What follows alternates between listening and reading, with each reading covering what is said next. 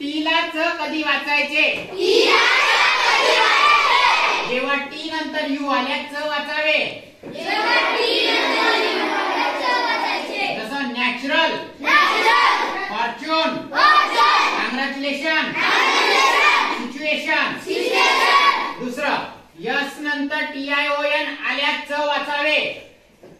Yes नंतर TION आल्यास च वाचावे.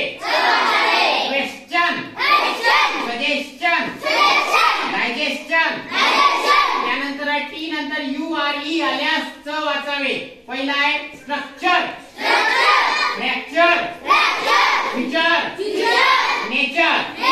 त्यानंतर टी नंतर UAL आल्यास चल वाचावे. ऍक्च्युअल, व्हर्च्युअल, नॅचरल आणि पंक्च्युअल. अशा प्रकारे टी ला च असे एकूण 4 नियम आहे. नियम क्रमांक 1, नियम क्रमांक 2, नियम क्रमांक 3, नियम क्रमांक